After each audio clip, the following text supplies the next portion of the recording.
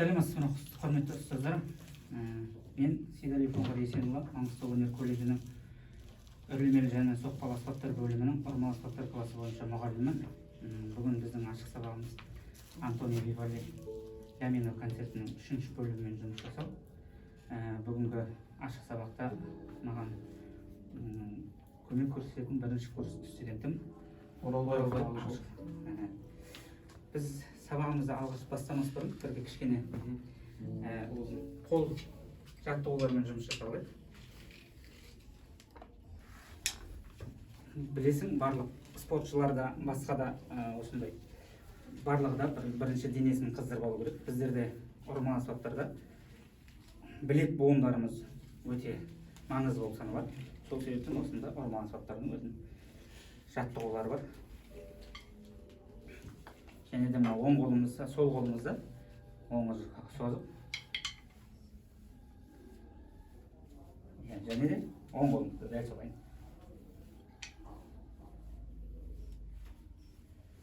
Және тағы бір жаттығу, ол қолымыздың үстіңгі беті сыртқа қарайды, және де іштен сыртқа қарай айналдырамыз. Бұл жаттығулар негізі 8 және 15 реттен қайталау керек, әр дайындалар аларында. Білек буындарымызды босатып болғаннан кейін, және енді бұны біздер кішкентай мектеп оқушыларына вертолетики деп айтамыз.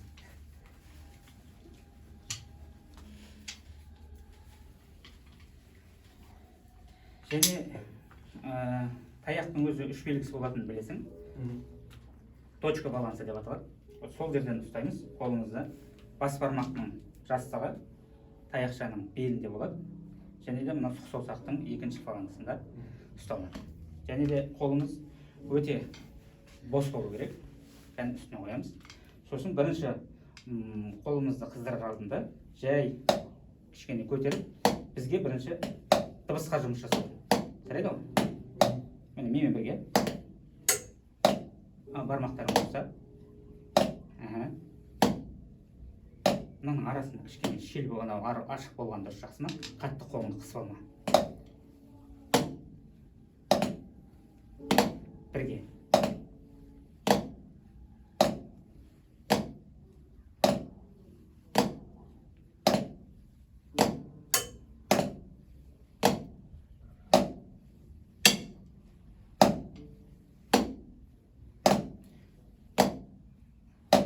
Қолыңды дұрыс айналдырма. Тек мына қолың білегі жоғары қарай көтерілген кезде, мына сенікі былай қисайып көтерілмеу керек, былайынан көтеріледі. Мына білек қайырылғаннан кейін иықтың деңгейінде болады.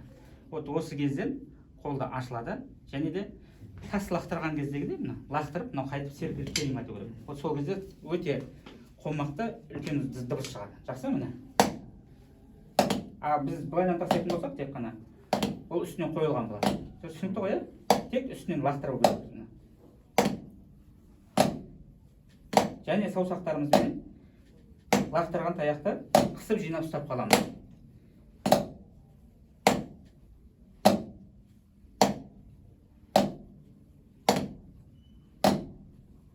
Осы жай темпте өте, бұл біздің оларды соққыны өте үлкен бай жасау үшін осы жаттығуларға үлкен уақытпен дайындалады, көп уақыт дайындалу керек.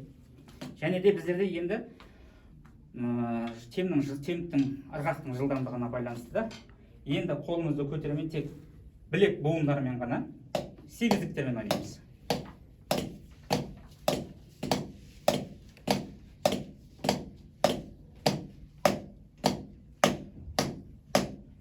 Бұл да бізде шынтағымыз қозғалмайды, білегіміз көтерілмейді, шынтақпен былайынан ойнауға болмайды. Тек қана білек буындары арқылы ғана ойнаймыз. Және осыны тағы да 2 есе жылдамдыққа 16-лыққа қарай апарамыз.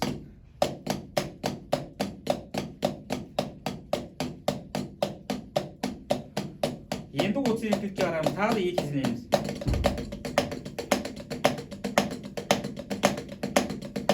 Енді 16-лыққа.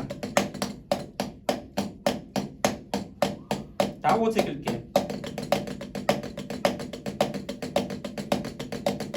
Енді осыны определен бір уақыт дайындалғаннан кейін, енді бізде қолымыз дыбысымыз екі бөлек болмас үшін біз дәл осы жаттығуларды сол қолғанда жасауымыз керек болады. Кәне қазір бірінші сегіздікпенен сол қолдан бастаймыз. Акцент сол қолға берілу керек,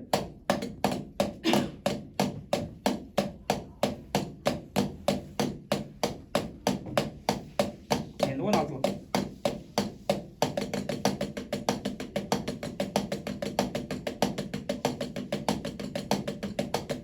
Енді 32.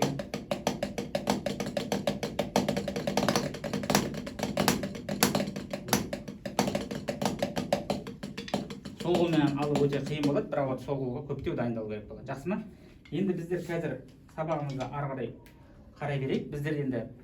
Біздерде ұрмалы аспаптар болғаннан кейін біздің ритміміз де жақсы болу керек.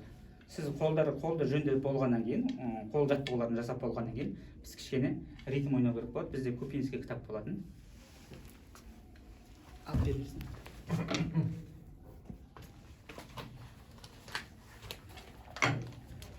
Біз өткен сабақта, білесің, триөл өткен болатынбыз, осы триөлді бірінші орта арғақта бір қайталап көрсетейік. Жаңа білесің, оң қол, сол қолын арғы жалғастырамыз. Жақсы ма? Раз и два и раз и два и.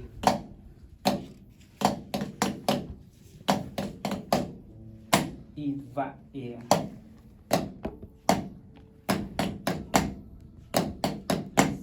Два и раз.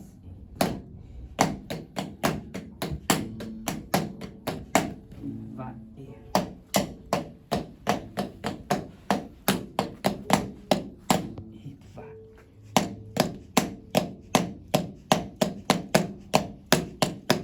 И два.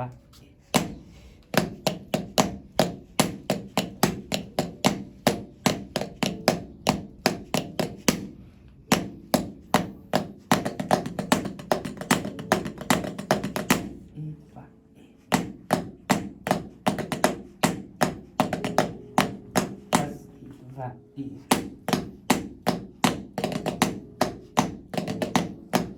И два.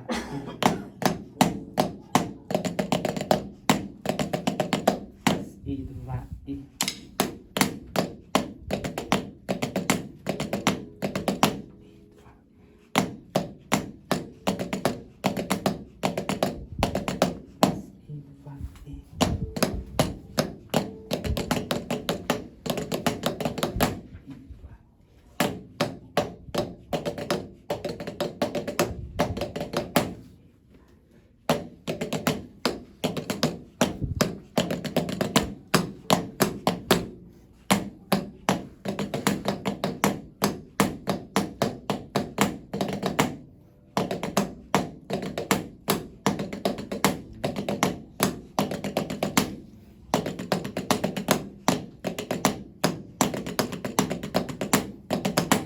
Түсінікті ғой, осы ритмдерді көптеу қайталап отырсақ, біздің біріншіден бұдан кистіміз жүреді,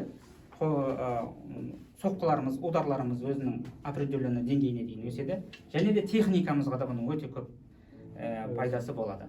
Сол себептен қолыңды қыздырып алғаннан кейін міндетті түрде ритмдерді ойнап тұруымыз керек. Жақсы ма? Светский дайындалар алдында. Енді қазір сабағымызды ары қарай, енді біз тек қана кіші барабан және литаврдан емес, біздердікі үлкен 5 аспаптан тұрады, білесің. Соның бірі және бірі келе, ксилофон және маримба аспаптары. Бұлда басқа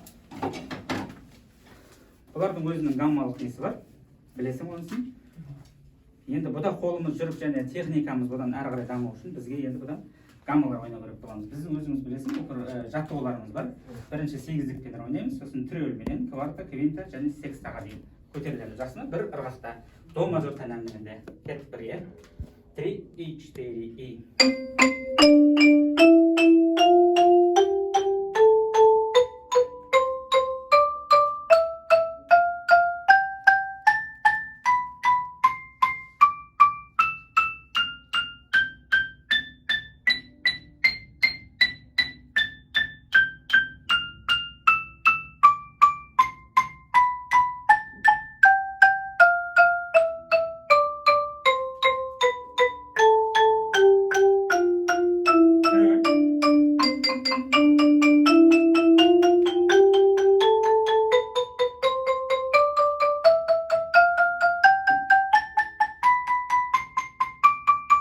Hispен.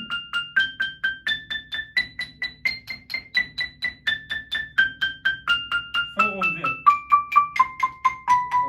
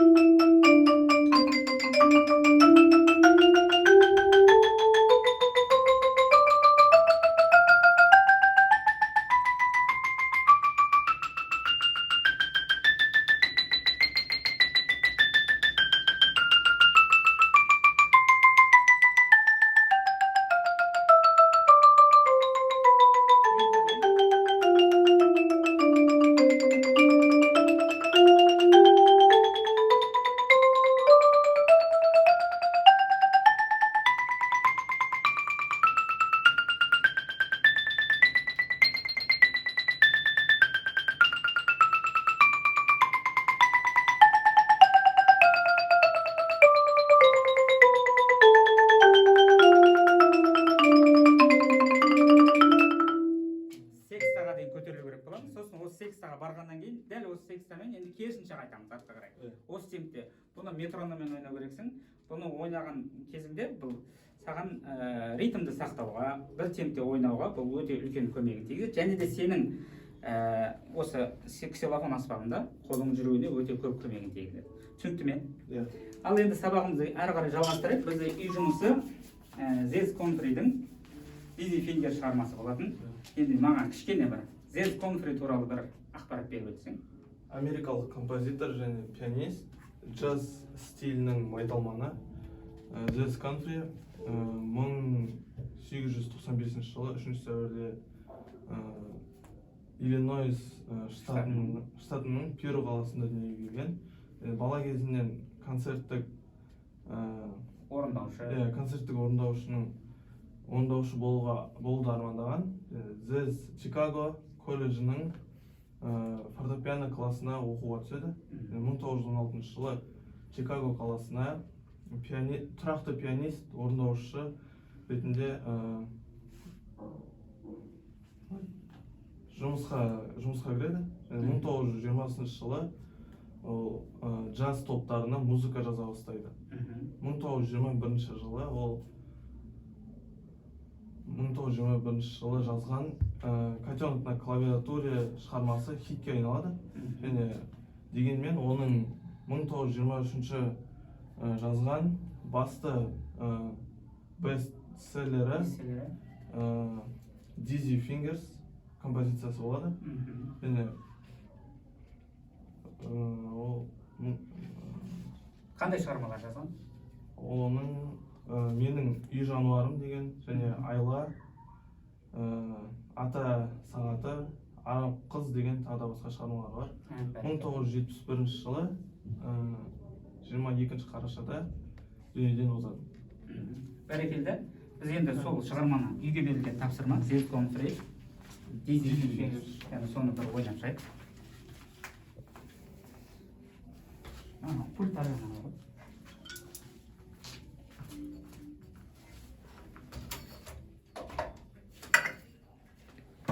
Бірінші орта арақта 3 и 4 и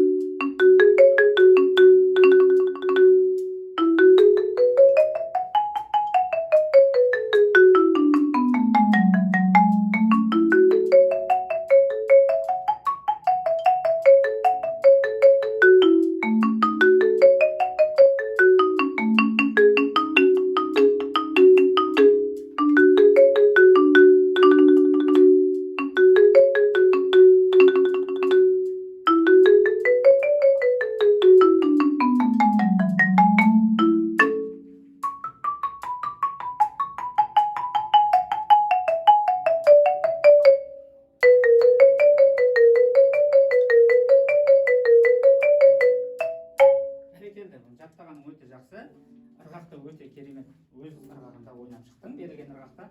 Бірақ біздерде бір кішкене ғана жөндеу керек нәрсе, нюанстарына өте ешқандай көңіл берген жоқсың. Қай жерде нюанстарын өткен сабақта көрсеткен жерлерде тағы да соны қайталау керек боламыз. Жарай ма?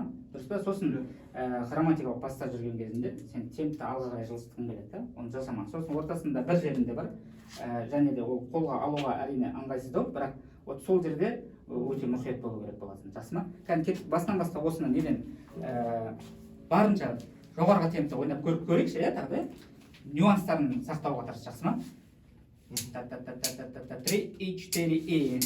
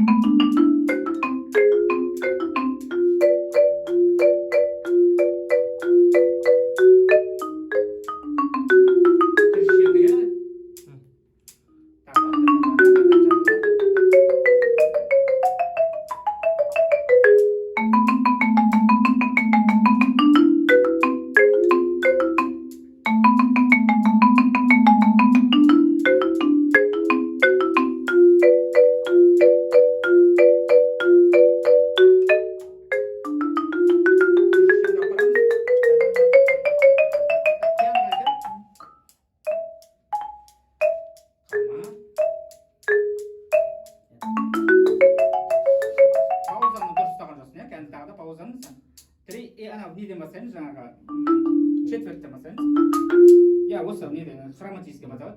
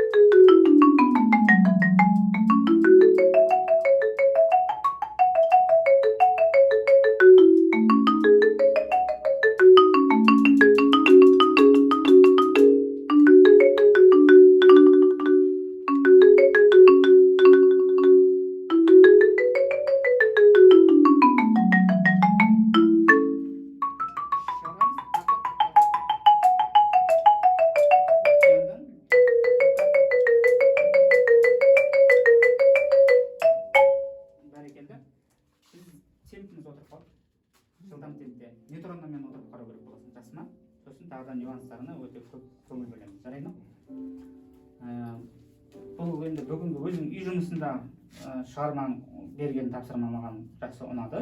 Тек хроматикалық гаммаларменен, сосын ортаңғысында ортаңғы бөлімде кішкене темпті отырғызбауға тырысу керексің. Жарайды ма?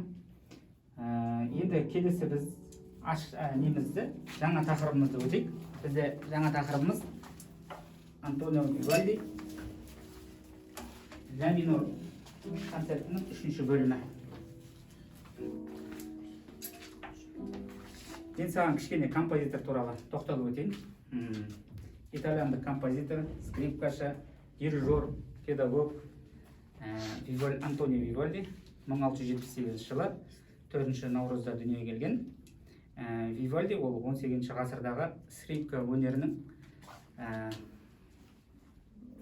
майталмандарының бірі болып есептеледі. Композитордың негізгі балалық шағы, қай жақта оқығандығы туралы мағлұмат өте аз, бірақ енді болжам бойынша ол алғашқы өзінің скрипка пәнінен ұстазы өзінің әкесі болған деп айтылады. Антонио Вивальди ол 10 жасынан бастап скрипка ойнаған. 1703 жылдан бастап, 1 қыркүйегінен бастап Италияның Пьета қаласында жетімдерге арналған консерваторияның мұғалімі болып сонда жұмысқа тұрады. 1713 жылы оның Вилладағы Оттон атты ең алғаш 3 актылы операсы жарық көреді. Бұл операны 1725 жылы сахналандырады. Антонио Вивальдидің және де көптеген опералары, оның 94 операсы бар дейді, бірақ бізге келіп жеткен 40 операсы бізге келіп жеткен. Және де ол көптеген скрипкаға арналған, басо кантониоға арнаған шығармалары өте көп. Солардың ішінде 250-ден астам скрипкаға арнаған, 12 габойға арнаған, 38 фаготқа арнаған және 1 мандолинге арналған концерттері, шығармалары бар. Бұл Вивальдидің концерттерінің, шығармаларының көбісі бұл шіркеулік музыкаға өте жақын болып келеді. Тағы не айтуға болады? Біздің бүгінгі ашық сабағымызда қаралатын шығармамыз ол Вивальдидің ля минор концерті. Біз бірінші ашық сабақ шығармамызды бастамас бұрын осы концертте бұл білесің, скрипкаға арналған шығарма, және де біз осыны скрипкада кішкене тыңдап көрсек, қалай ойнағанын.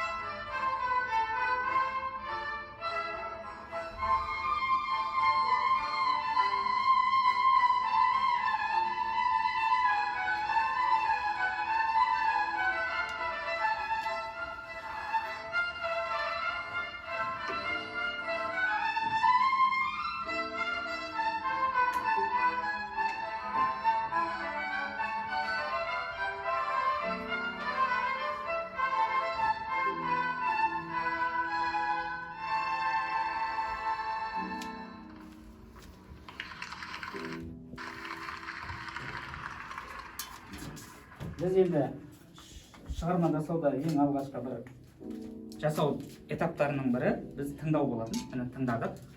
Бұл скрипкаға арналған шығарма, біздің аспабымыз ксилофон. Сол себептен бұл скрипкаға берілген шығарманы мазмұнды барынша енді біз осы инструментті көрсету керекпіз. Түсінікті ма? Ал кеттік енді. Басынан бастап разбор жасайық. Размер 2-де 4. Қатты темпті ырғақты аса детпейміз. Тек жай ырғақты кәні. Бастап өзің бастай қой.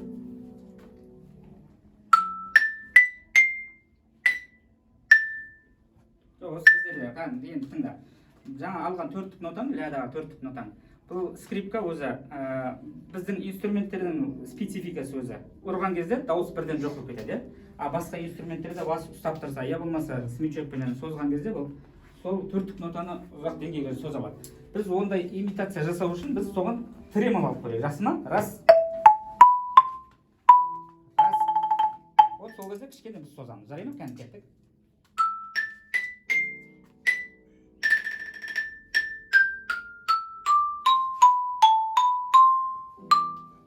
Бұл жерде де тремол, осы 4-тікте тремол бар.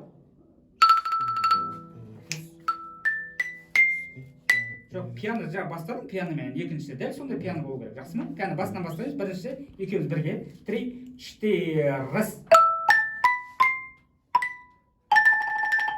Акценттер бар, үстінде акценттер ойна. Раз, два, раз. Ой, молодец бұл.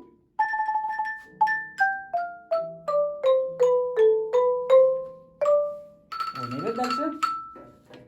Одан кейін фортаны для мидан кеттік. Раз, тремоладан. 3 и 4 и. До. Жоқ, сол темпте. Та.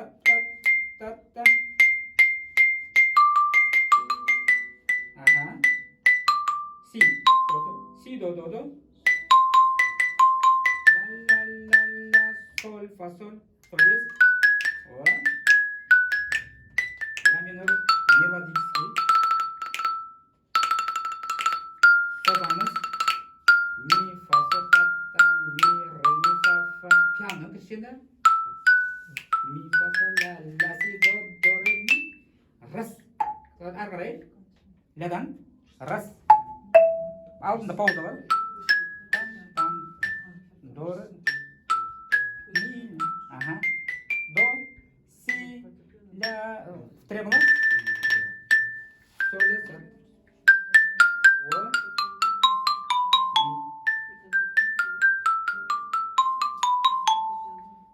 Ми. Ля, ми. Ага. Вот осы жерде мына жерде қолымызды сақтауымыз керекпіз. Бізде мынандай арасында бір-бірінің үстіне мініп кетсе, ол өзі қиындық тудырады. Сол себептен ми, соль, фа, соль, ми, соль, фа, соль, ля. Ол ляға қайтадан оң қолмен бару керекпіз, мына. Ля, соль, фа, ми, ля, соль, фа, ми. А мына жақтағы ля, аттағы төмен ляға сол қолмен барамыз. Кәні осы жерде бастайшы, ми. Таптың ба? Ага. Ля, соль, фа, ми. Ля, соль, фа, ми. Фа, ре, до, ре. Фа, ре, до, ре. Соль, фа, ми, ре, соль, фа, ми, ре, ми, ре, до. Фа, ми, ре, до. Фа, ми, ре, до, ре, та. Ми, ре, до, си, содан кейін до мажор кетті.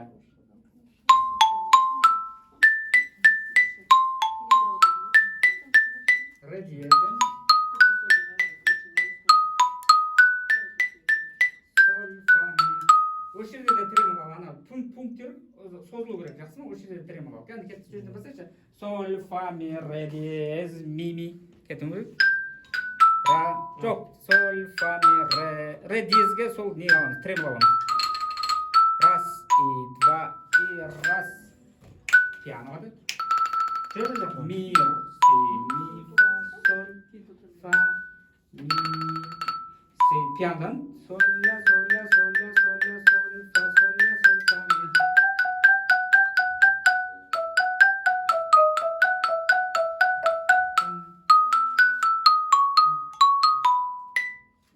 Форталанда же си, си.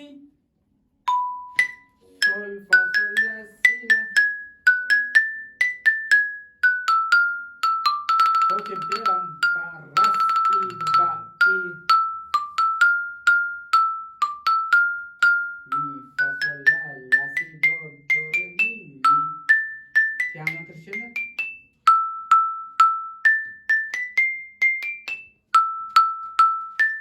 Жоқ.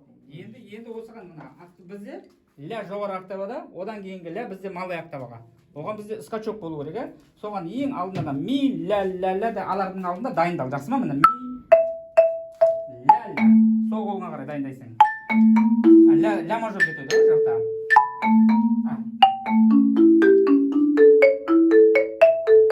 Ля мажор.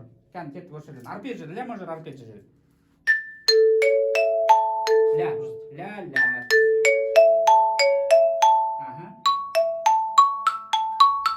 Одан кейін фа соль ля до ми фа диез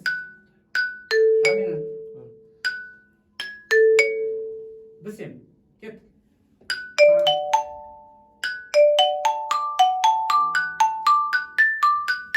додан до ре фа ля. Сосын до мажор си соль ля си до ре соль до ре ми фа соль ля си. Міне до мажор ендіге до соль ми соль.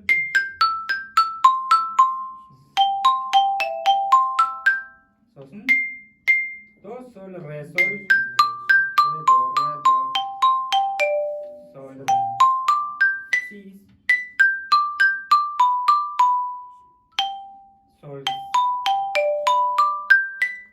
Сосын до соль до мажор до соль. Дальше до соль до ре ми раз. Бір тепте до соль пиан болса ми ре додан раз и тремол. Ана төрттік ноталардың барлығымыз тремол болу керек. Жақсы ма? Созу үшін жарай ма? Кетті сол додан до ми ля ля кет ля ля ля ля ля соль фа си ля ля соль фа си ля соль фа ми си ре ми си ми фа соль фа пиано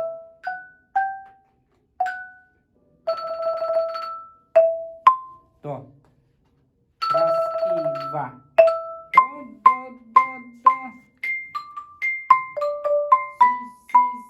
си ля ля ля ля.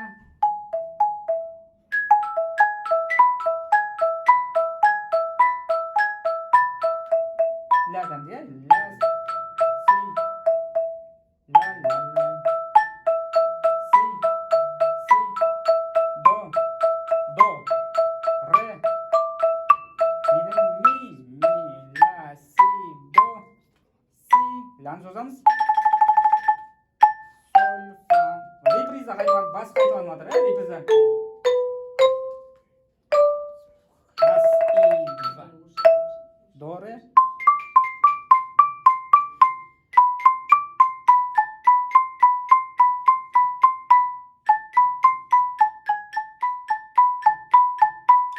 соль здесь.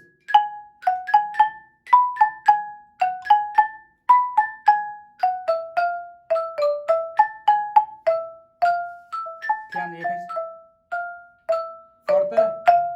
Пиано. Крещендо.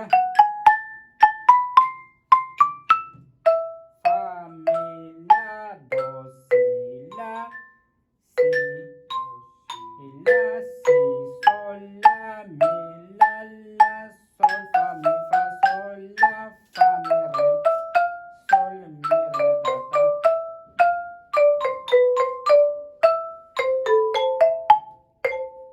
Кәте до ля до си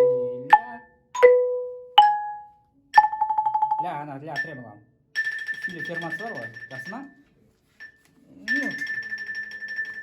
Читкіс листа жаман емес, жақсы. Бірақ бір ойнай алатын ритмің несінден, арғағыңнан баста, жақсы ма? Сен біресе біреуін тез ойнаймыз, біреусін жай ойнаймыз, олай болмау керек. қай бір ең өзіңе ыңғайлы бір ырғақты алып алу керексің. Өте жайдан ал. Мына раз. Осыған артық тума.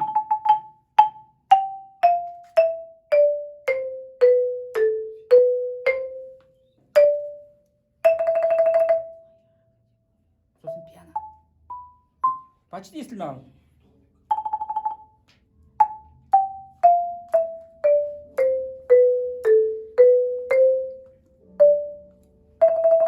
И внезапно. Вот осы 16-ға келе алу керексің, түсіндің ба? 16 мынау саған тез болатын болса, бұл тез болатын болса, ол кезде бұдан да 8-дікті бұдан да жай ал. А 8-дікті бұл ойнап, а одан кейін 16-ды олай болмайды. Бір темпте болу керек барлығы, жақсы ма? Сосын ортасында жаңа келген кезде бізде бір арпеджи кетті ғой ортасында. Қай жерінде екен десем. Менде такты жазылмаған, бірақ енді ля-ля, вот осы арпеджиға бірінші. Оған келердің алдында ля-ля, си, до, ре, ми. Вот осы ми. Осы октава айдап секіріп атқан кезде уже сен малый октава ляңа уже көңіл бөліп отыру керексің. Жақсы ма? Мысалға мына.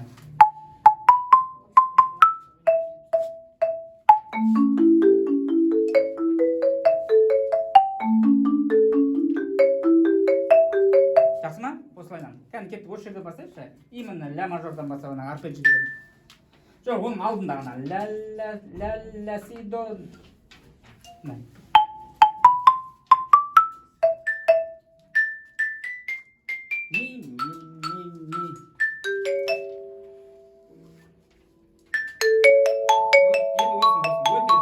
Өте осыны жай дайындалай, жақсы ма? Ля-ля, до, ми, ля, до, ми, ля, до, ми. Өте жайдан ойнау керексің, жақсы ма? Сосын соңғы жағы тағы да бір екінші жерінде бір кездескен, мына бір жерде бас жағында бір кішкене технически қиындық жерлер туғызатын бір жер бар. Бұл ми, соль, фа, соль, ля, соль, фа, ми, соль, фа, ми. Мына ляны бар емес, мына жақтағы ля, соль, фа, ми деп екі рет алса болады, бірақ композитор ол бір октава төменнен алған, да? Мысалға мына ми, соль, фа, соль, ми, ля, соль, фа, ми, ля, соль, фа, ми, ля, соль, фа, ми. Осыны. Осыған өте мынандай арасында мынандай болмасын. Мынандай X крестик жасама, жақсы ма? Оң қолменен секіріп кет. Мына ля мен сольдің арасы жағым ғой кішкене. Жарай ма мына?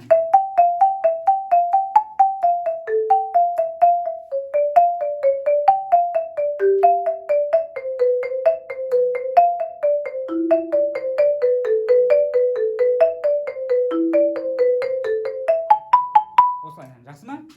Үйге тапсырма. Осы жақсылап нотаменен өте жай ырғақта осы шығарманы талдап келеміз. Нюанстарына өте мұқият бол. Бірінші шығармаңда сен нюанстарына көп көңіл бөлмегенсің, тек текст ғана жаттағансың. Жаңа үйге берілген Дизи Фейнкет шығармасында сен текстке ғана көп не аласың. Сен жаттап жатқан кезіңде сөйлемге бөлеміз біз, білесің, иә, өзің. Мынаны да сөйлемге бөлеміз. Өзінде көрсетілген қай жерлерде әріптер арқылы көрсетілген, сен соны сол бойынша жаттайсың, сөйлем бойынша. Және де өте жай ырғақта жасау керексің. Нюанстарына өте қатты көңіл бөл. Сосын жаңа төрттік ноталарда бізде дыбысымыз ұрды, ұшып кетті, жоқ, ода бізде ары қарай созылмайды. А фортепианода басып ұстап тұрсаң, ол дыбыс тұрады. Сол сияқты скрипкада да ол дыбысты былайдан свинчок арқылы созып тұрады. А бізде ол созу үшін не істеуіміз керек? Бізде тремоло алу керек боламыз. Сол себептен төрттік ноталардың барлығына тремоло, сосын ортасында бір пунктирный ноталар. Вот соған да тремоло болады. Жақсы ма? Енді қорыта келетін болсақ, үйге тапсырма осы, пассаждарға көп көңіл бөл. Бірінші шығармаңда да хроматикалық пассаждарға көп көңіл бөл.